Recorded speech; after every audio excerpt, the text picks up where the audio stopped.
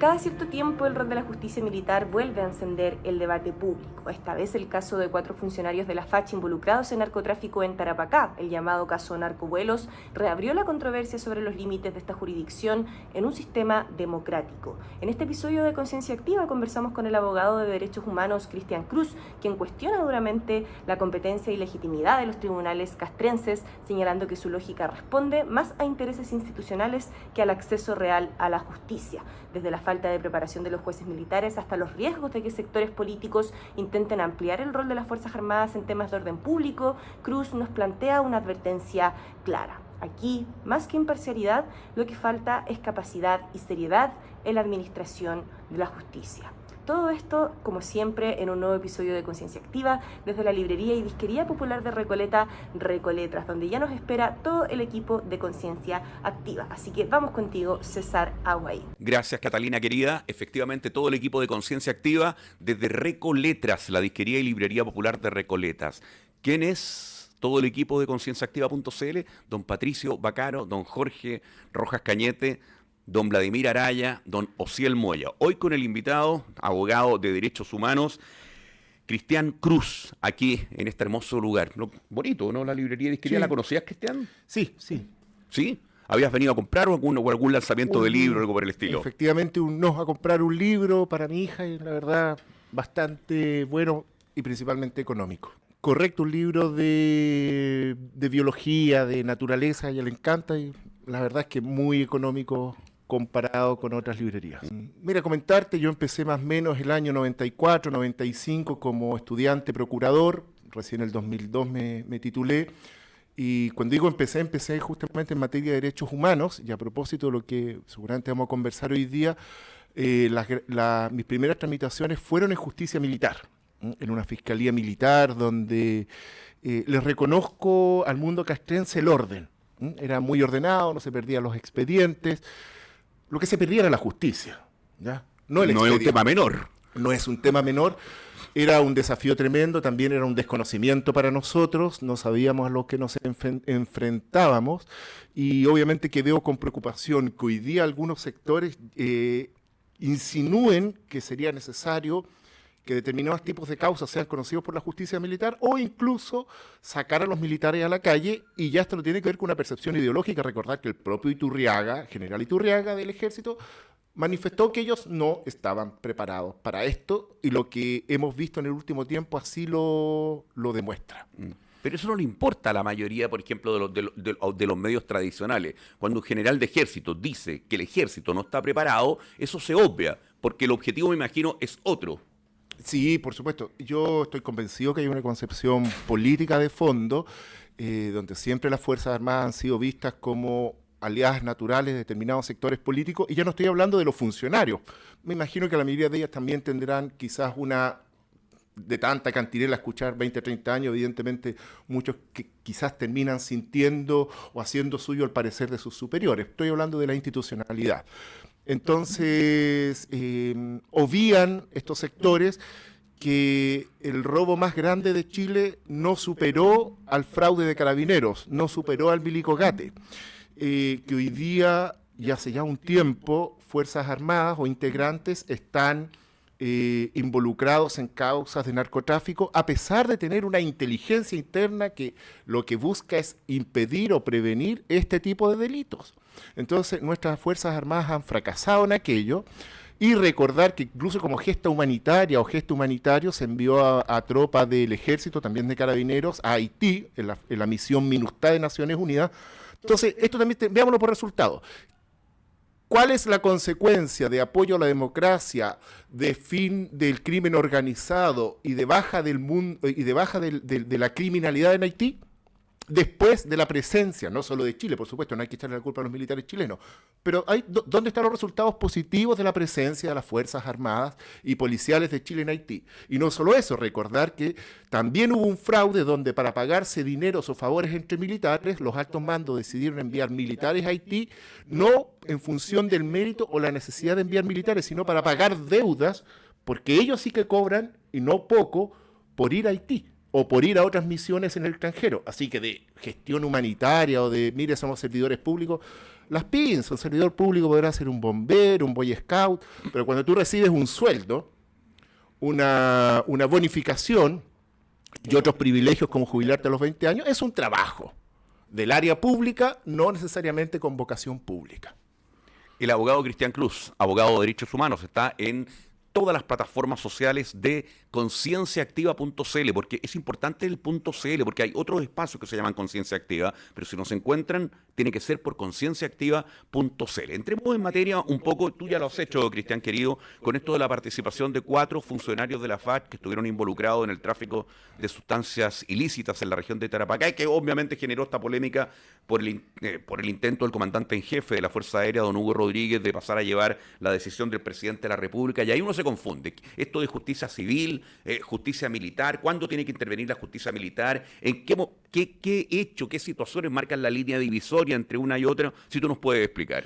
Bueno, a grandes rasgos tiene que ver con los sujetos activos y pasivos, es decir, víctimas y victimarios. Cuando hay una víctima civil, no puede conocer la justicia militar. Punto 1. ¿Ya? Ahora, si entendemos que el tráfico de drogas solo va a afectar a los uniformados, pero es evidente que el tráfico de droga termina afectando a la población o a parte de la población, la mayoría de ella civil, salvo que yo suponga que toda esa droga iba a ser solamente destinada al consumo de las Fuerzas Armadas, y eso yo obviamente que lo descarto. Eso no es posible, no es factible y es ridículo. Por lo tanto, ahí teníamos un primer antecedente. Segundo, que se trata de delitos propios de la esfera militar. Tercero, que sea perpetrado en recintos propiamente militares. Entonces uno podría decir que la droga llegó, de alguna otra manera, ingresa a un regimiento, después a un avión de la FACH, pero entre el regimiento y llegar al avión de la FACH, hubo un transporte o un paso por sectores civiles. Por ese solo hecho, ese tráfico también se llevó en un espacio civil. Y eso debería quitar toda posibilidad de competencia. Incluso estoy yendo a lo más ridículo o nimio para intentar señalar que no correspondía que la justicia castrense, prefiero decir tribunales castrenses, conociesen este tipo de delitos. Pero ¿cómo explicas tú entonces que el comandante en jefe de la FACH que trate de decir que esto tiene que quedar en la competencia militar, incluso pasando a llevar la decisión del presidente de la República? Me imagino que él obedece a lo que diga el presidente de la República. Claro, ahí ¿Qué explicación de fondo? Yo le concedo algo al comandante en jefe que dijo, mire, los tribunales no pueden obedecerme a mí, dijo él, ni al presidente de la República, efectivamente, porque si no hay un choque de poderes, ya por eso está el poder legislativo, judicial. Lo que yo entiendo es que el presidente de la República solicitó que Fuerza Aérea, no tribunal, Fuerza Aérea entregara los antecedentes, pero para eso yo supongo que el Ministerio Público le pidió los antecedentes a la Fuerza Aérea, que puede ir a la par de solicitar la competencia al tribunal castrense. Pero aquí hay un tema de fondo que yo creo que a las Fuerzas Armadas les importa mucho la imagen. Entonces, que se sepa que hay tropas, eventualmente oficiales, eventualmente, yo no lo sé, involucrados en el hecho, parece afectarles más que la posibilidad de perseguir el crimen organizado o que la sociedad pueda perseguir, porque hoy día nosotros todos sabemos que la Fiscalía, al igual que las policías, tienen áreas de especialización. La brigada de homicidios, la brigada antinarcóticos, el OS7, respectivamente en investigaciones y carabineros. Tenemos los equipos ECO en Fiscalía del Ministerio Público. ¿Cuál es la especialidad de los tribunales castrenses en materia de narcotráfico? Y por lo tanto ahí se está perdiendo una expertise tremenda. Este país ha invertido mucho en capacitar, educar, hacerse los medios tecnológicos que permitan una persecución eficaz, y lo que yo veo es que el tribunal castrense colocó una barrera que termina favoreciendo no ya a esos agentes, sino que a los que están detrás, el autor detrás del autor. Esa es la persona que se ve beneficiada cuando no se le persigue en tiempo y forma. El narcotráfico no se va a quedar en su casa, y es lo que ocurrió con este ciudadano venezolano. Que salió del país. Que es lógico, él cometió un delito, bueno, más allá de la presunción de inocencia, todo indica que él cometió un delito y se arrancó en cuanto se le dio la posibilidad, sea por error o por otra causa. ¿Y tú cómo la explicas? Tu opinión me interesa en concienciaactiva.cl.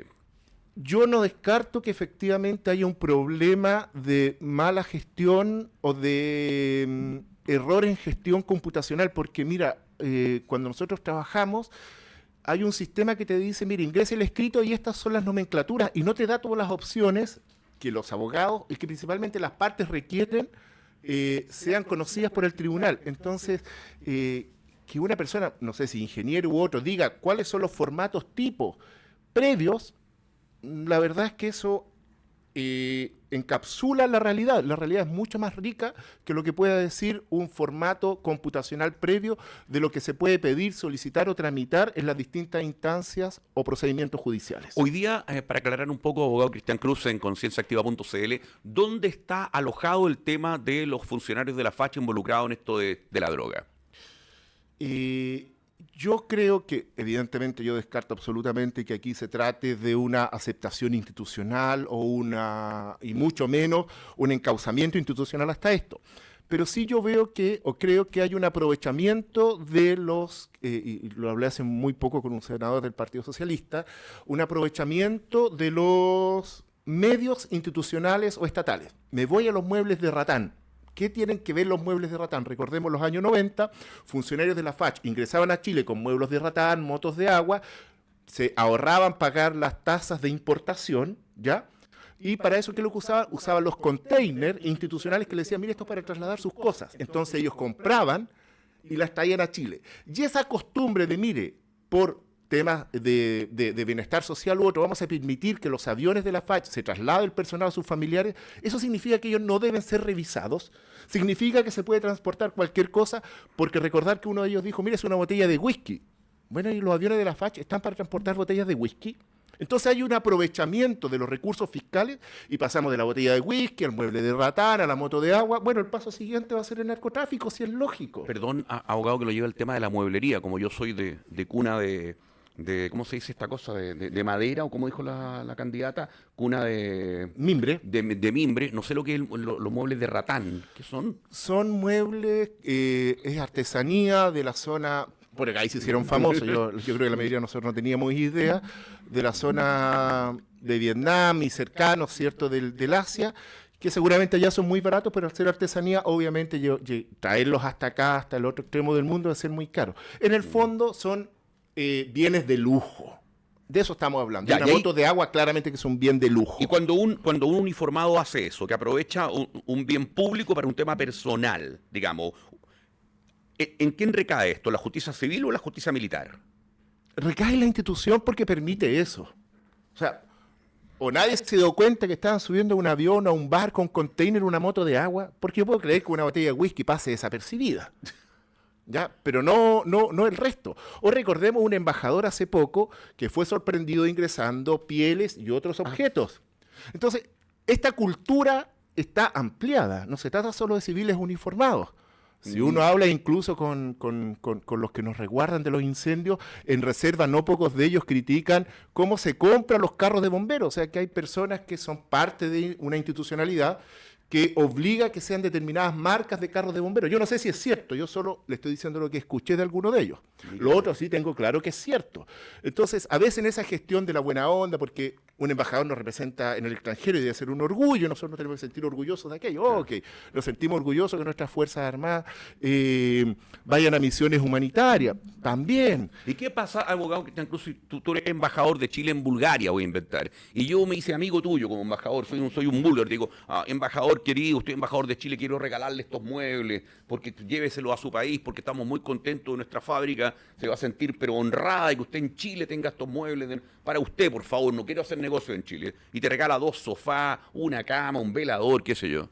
¿Qué pasa ahí? ¿Cómo lo tienes que traer a Chile si es que quieres? Bueno, yo parte de lo que pienso es que el Ministerio de Relaciones Exteriores ya tiene eso regulado, es decir, se pueden aceptar regalos de determinados montos o características, no se pueden aceptar regalos ilegales, por ejemplo, artesanía en marfil de elefante u otro, ya porque son especies protegidas y tráfico prohibido.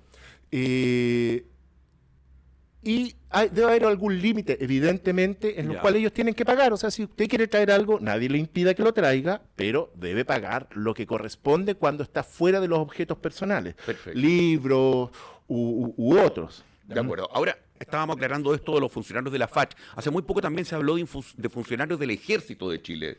¿En qué está eso, paréntesis? Eso, afortunadamente, fue conocido desde un principio por la justicia civil. Ministerio Público no es justicia, pero entendemos obviamente el concepto.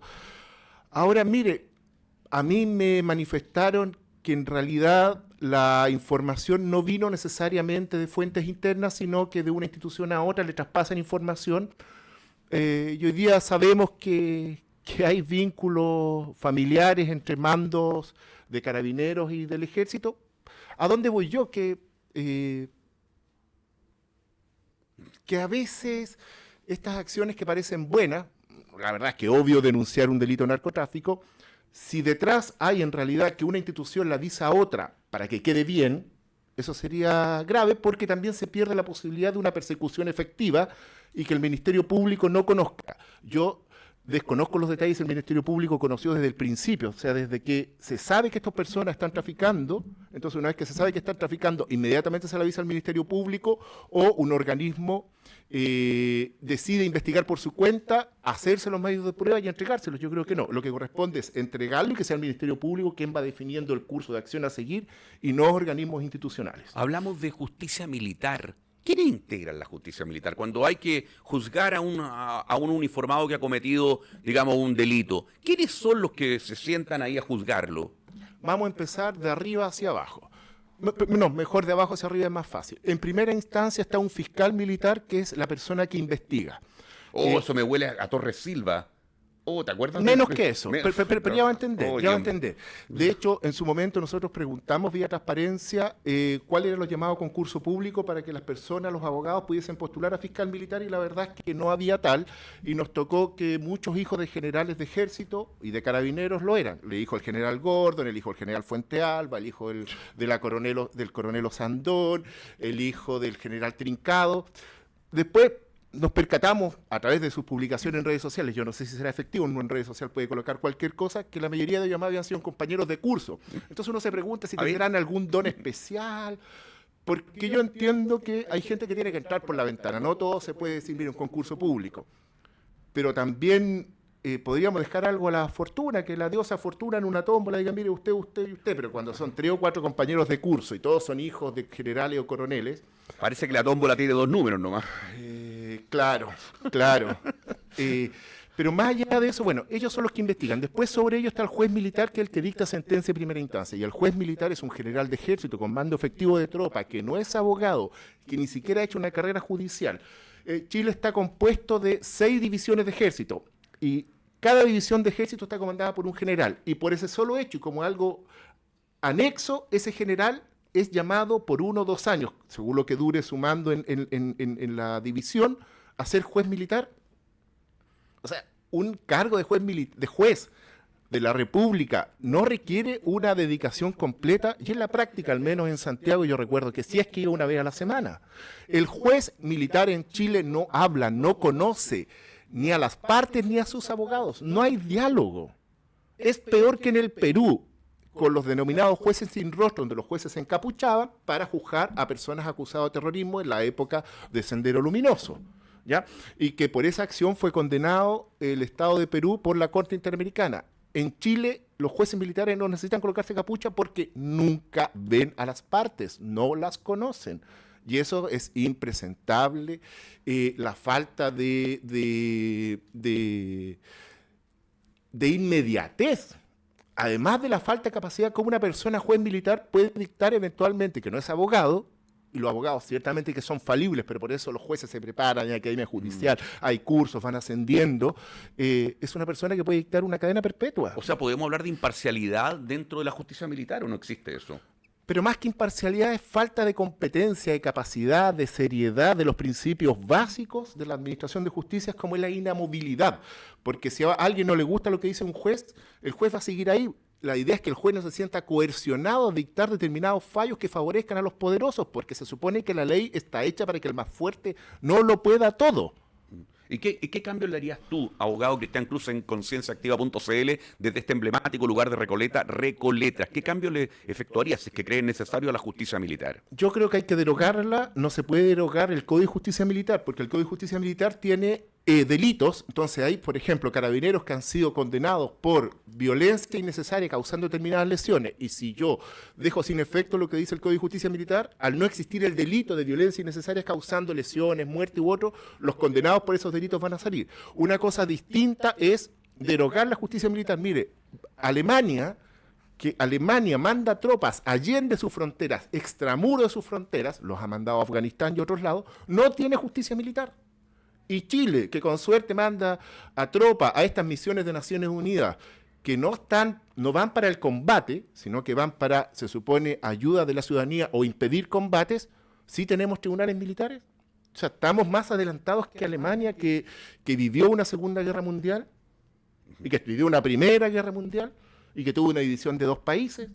Me cuesta creer que es así. Abogado Cristian Cruz, ¿en qué están a propósito de una etapa tan sangrienta, tan dolorosa para nuestro país hasta el año 90, del 73 al 90, los casos de derechos humanos alojados en ese tiempo? ¿Hoy dónde están? ¿Cómo combina ahí la justicia militar con la justicia civil? No, hoy día la justicia militar ya no juega un rol, salvo cuando hay búsquedas dentro de recintos militares, que la justicia civil se debe coordinar con la justicia militar para que la misma... No quiero decir haga de ministro de fe, pero sí coordine y facilite las gestiones de los jueces, y en este caso los ministros de corte, en recintos militares. Así ha sido en Cerro Chena y en otros lugares. Mire, parece inocuo. En su momento se hicieron, en lo que yo recuerdo, y participé también en el Regimiento La Serena a propósito de las 15 ejecutados en la caravana, ¿cierto?, donde estaba involucrado el excomandante Cheire, una persona defendida por la democracia. Recordemos que un expresidente militante socialista o PPD, ya no sé si tenía doble militancia, doble misión o doble, efectivamente, fue ofrecido como testigo. A mí nos dolió mucho que alguien con ese bagaje y con ese compromiso fuese de testigo de un violador de los derechos humanos y no de las víctimas. O sea, que un abogado, que ya era abogado del 73, empezamos a buscar a ver si había habido alguna causa donde él hubiese defendido como abogado a víctimas en los consejos de guerra. No encontré. Puede ser que haya, yo no tengo por qué conocer todos los consejos de guerra. Por eso hablo de lo que sé, no de lo que no sé. ¿Ya? Pero bueno, hoy día no se chocan, pero para eso transcurrió mucho. En los 90 había conflictos de interés, contiendas de competencia, donde la justicia militar insistía en conocer estas causas de derechos humanos. Entonces, ya dije, está el fiscal militar, el juez militar, y ahora termino con la segunda pata, que es la Corte Marcial. La Corte Marcial es la segunda instancia de la judicatura castrense, está compuesta por 5 ministros. Un general de la Fuerza Aérea, un general de Carabineros, un coronel del Ejército y 2 ministros civiles. Y después, si es que se llega a la Corte Suprema, la Sala Penal, como cada sala, está compuesta por 5 ministros, pero excepcionalmente, cuando hay causa de justicia militar, se integra por un sexto, se suma, que es el auditor general del Ejército. Quizás la figura más tristemente conocida era el fiscal Torres Silva. Entonces, un general de Ejército sentado a la par de ministros de la Corte Suprema. O sea, alguien me dice que es por especialidad. Bueno, entonces cuando hay un estudiante que sea condenado, que haya un estudiante al lado. Cuando hay un médico, que haya un médico. Cuando hay un poblador, que haya alguien de la Junta de Vecinos. ¿Somos todos iguales o hay algunos más iguales que otros? Como esa gran frase, ¿cierto?, de Orson Welles. Pero tan cierta. Querido abogado de Derechos Humanos, Cristian Cruz, un gusto tenerte paréntesis acá en concienciaactiva.cl. En todas nuestras redes sociales nos pueden seguir. Cuando hay casos de militares, uniformados, mejor dicho, de cualquier rama, de alto rango, y ha tenido que solamente jugar ahí un rol la justicia militar, ¿cómo han fallado? No estoy hablando de la gente de abajo. Bueno, la justicia militar, si mi memoria no falla, fue la que conoció el tema de pasaportes cuando se asesina en Estados Unidos a Orlando Letelier. Se responsabiliza claramente a la DINA, y la justicia militar es la que conoce el caso porque en vez de juzgar el crimen, juzgan un pasaporte falso. Fue condenado Manuel Contreras, fue preso Manuel Contreras por esa justicia militar. No vamos a llegar a ningún lado con la justicia militar. No se ha llegado, no hay una verdadera sanción. No hay imparcialidad porque un juez militar va a juzgar a un par. Un fiscal militar que usualmente tiene el rango de teniente, capitán, con suerte mayor, se va a atrever a condenar a un coronel o a un general. Y así tenemos en el Milico Gate. En el caso Milico Gate era principalmente una fiscal militar la que inició esto porque así fue ordenado. ¿Procesó a algún general? ¿Lo indagó? Entonces, evidentemente que esto después pasa a la justicia, a una ministra, primero un ministro y después una ministra en visita. Y aquí, yo creo que todos conocemos el caso de la ministra Rutherford, ¿ya? Pero que ella es cierto, es como justicia militar, pero es una ¿Cuál es civil. el caso de la ministra Rutherford? El Milico Gate. Sí, perfecto. Sí. Ahora, independiente de todo lo que estamos hablando, y voy a otro tema que tiene que ver con la sociedad civil, en nuestro país todos los sectores de derecha y un porcentaje importante con ciertos matices de lo que se llama como socialismo democrático, hoy por el tema de seguridad en Chile, quiere militares en las calles. ¿Tiene opinión respecto a eso? Personalmente, si ellos tuviesen una capacitación adecuada, parecería relativamente razonable que ocupan algunas labores, porque yo tampoco entiendo por qué tengo que tener a 100 o 200 personas pagándole un sueldo que yo no sé lo que hacen. Se preparan para una guerra que no existe. Entonces, quizás y solo quizás una dualidad, ¿cierto? Si están debidamente preparados, si a la vez dependen de carabineros y no dependen de las Fuerzas Armadas, de un mando militar. Pero, ¿cuál es el problema? Si ve un ladrón de celular o un ladrón de auto, un militar con un fusil le dispara, ¿alguien sabe el daño que es capaz de causar una munición de fusil? Nosotros como abogados de derechos humanos lo tenemos claro. Es capaz de traspasar. Y si no tiene la puntería perfecta, el disparo de fusil 300, 400, 500 y eventualmente más metros, o sea, una bala a una velocidad que nadie más se puede proteger, 600 metros viajando. La pregunta, ¿le va a acertar al malhechor? ¿Y si se confunde? Y el tipo en realidad está huyendo porque él está siendo víctima de un asalto y se confunde y en los gritos. Es muy complejo. Es muy complejo. Entonces, pero están preparados. No están preparados. No están preparados, de acuerdo. Eso, no están preparados. Ahora, eso. Si por esa vía se amplía la planta de carabineros, porque ya que tiene una formación, sin lugar a dudas que los carabineros tienen una formación militar en cuanto al régimen, ¿cierto? Son desde general hasta carabinero, simple, en rango, grado. Pero esto no puede ser algo automático. Entonces el país tiene, yo creo que también que pensar bien qué es lo que queremos.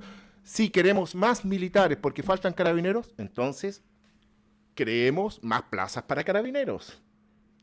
Ahora, mire, aquí en este punto hay transparencia y yo puedo ver hacia la calle. ¿Cuántos carabineros hemos visto pasar, que están fiscalizando, que andan en bicicleta? Yo recuerdo cuando chico en mi población, y parte de la piensa que es mucha, no era inusual ver carabineros a pie. Es más, era lo más normal. O en las micros.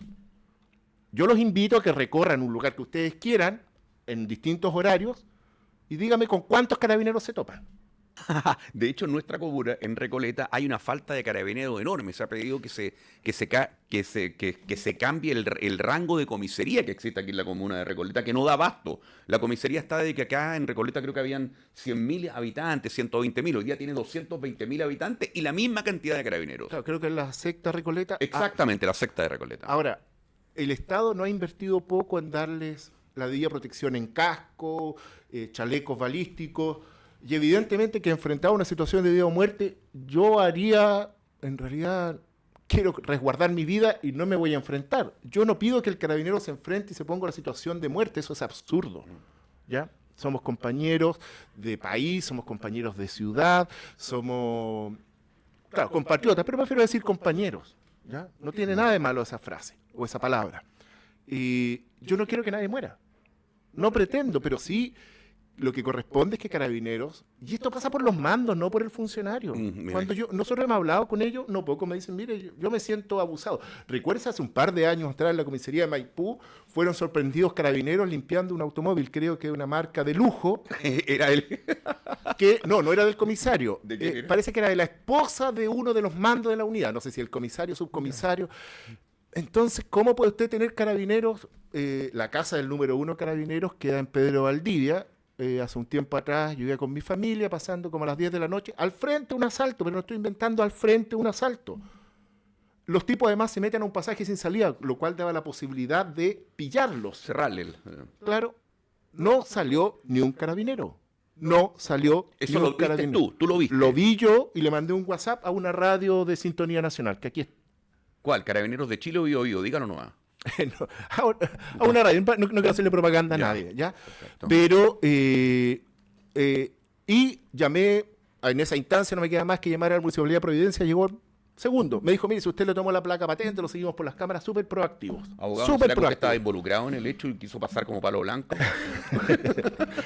No, mire, fue bien traumático porque además el joven que estaba ahí me da la impresión, por lo que yo pude observar, tenía 20 y tanto, era un joven, me da la impresión, conté, entonces él estaba muy afectado. Los tipos, bueno, afortunadamente no lo lesionaron, Yo lo que único que pude hacerlo fue acompañarlo. Entonces, lo que quiero decir, falta presencia de carabineros, es responsabilidad de los funcionarios, no creo. Las instituciones los dirigen los mandos, y si el país necesita más carabineros, creemos más plazas y no propongamos un riesgo que es sacar militares que no están preparados, conforme ellos mismos lo han dicho y conforme la experiencia lo ha demostrado, que es distinto sacarlo en situaciones de crisis, emergencia de incendios u otro, y corresponde, yo creo que... Cristian, querido, me asalta una pregunta. ¿Qué pasa con la famosa figura que se conversaba mucho hace algunas décadas del enemigo interno respecto a los organismos uniformados de nuestro país? ¿Existe esta figura del enemigo interno que tú y yo somos, digamos, el punto para el ejército, por ejemplo? Creo que no, pero sobre todo espero que no. ¿Ya? Pero también tenemos el caso, recordemos, el periodista Weibel, hijo y sobrino de detenido desaparecido, sí, claro, que fue espiado por el ejército. Es cierto, lo espían porque él estaba publicitando casos de corrupción institucional de los mandos, pero el ejército sabía de quién era hijo. Tenía absoluta claridad. Pero bueno, pero si uno revisa las mallas curriculares hoy día del ejército y las compara con las mallas de hace 30 años, por ejemplo, ¿qué pasa con eso? ¿Qué se ve en tu caso como abogado de derechos humanos, Cristian Cruz? Mire, justamente ahora en el Consejo para la Transparencia tenemos un reclamo, ya una acción, una presentación, porque le hemos pedido al ejército justamente el contenido preciso dentro de la malla curricular en materia de derechos humanos y derecho humanitario, derecho internacional humanitario. Y nos dicen, sí está. No, pero a mí no me basta el sí está, quiero verlo. Exacto. ¿Ya? No me lo entregaron y por lo tanto hoy día dependemos del Consejo para la Transparencia, que yo creo que efectivamente nos va a dar la razón de que nos permitan acceder a esa enseñanza. Yo no estoy pidiendo que nos entreguen la temática completa de cómo disparar, cómo desactivar bombas, cómo obrar de zapador u otro. Estoy pidiendo a propósito del derecho, que el derecho es algo conocido, que es el derecho internacional humanitario y derecho a los derechos humanos y cómo se enseña en Chile. También les pregunté si enseñaron que, a modo de ejemplo, que en La Serena, en septiembre, chilenos fueron torturados, asesinados por oficiales de ejército y que eso no se puede volver a repetir. Me dijeron, no. Bueno, ¿dónde está la garantía de nunca más? Mire, a mí me tocó una vez viajar a Alemania, por trabajo estuve muy poco y obviamente que fui a un museo que estaba, a una exposición a propósito de los horrores de la Segunda Guerra, estamos hablando de fines de los 90.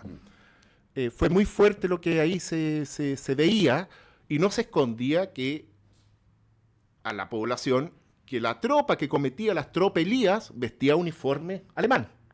Y me llamó mucho la atención de haber visto, además que pregunté, yo no hablo alemán y pregunté, haber visto oficiales de la Fuerza Aérea Alemana en ese lugar. Eso es garantía de nunca más. Ahí le están diciendo esto no se hace. Y se desliga ese lastre de lo que hicieron en el pasado no es nuestro, no hay una ligazón. Y eso hoy día en Chile no existe. Pero eso es, entre comillas, abogado Cristian Cruz, garantía de nunca más, porque si tú piensas en Alemania, Alemania es uno de los países que ha sido hoy día gran responsable del genocidio que se lleva a cabo en Palestina, en la Franja de Gaza. Claro, pero desde el punto de vista de las Fuerzas Armadas, bueno, claro, es que estamos hablando del enemigo interno. Yo solo lo hablo a propósito del enemigo tienes interno. toda la razón, tienes absolutamente toda la razón. Ahora, lo otro son responsabilidades políticas y evidentemente lo que ocurre en Palestina es un crimen. De hecho, justamente hoy día estaba viendo un documental donde señalaban cómo el hambre era un objeto de guerra, el hambre era un elemento de guerra para, además, bajar todo ánimo de resistencia en la Segunda Guerra Mundial, y eso por los alemanes. Entonces, uno de las figuras... En ningún conflicto mundial habían fallecido tantos periodistas de hambre. Habían muerto en conflictos periodistas, pero de hambre es el primer caso. Bueno, y los niños y niñas. No tengo comentarios que brutal, hacer. Bueno, brutal. ¿Le gustó mi lente? Me encantó. 9.000 pesos. Óptica Popular de Recoleta. Le pasamos publicidad gratis. La Óptica Popular de... Mire la calidad del lente. 9.000 pesos vale eso. Gracias por haber estado acá en Recoleta, la disquería y librería popular de Recoleta, abogado Cristian Cruz. Si alguien quiere leer cosas tuyas, siempre preguntamos, que te dice que interesante el invitado, qué sé yo. ¿Dónde pueden saber leer casos que tú lleves, qué sé yo? Mire, yo no uso redes porque yo puedo ser un poco torpe y a veces la emoción hace que uno no puede ocupar las palabras más apropiadas, y le aseguro que nos emocionamos muy seguido. Bueno, doble honor haberte tenido entonces, con esas características humanas. Aquí el Recoletras, la disquería y librería popular de Recoleta, en nombre de todo este equipo, muchísimas gracias y síganos en todas las redes sociales y campanita, me gusta, comentario, todo nos ayuda. Muchas gracias.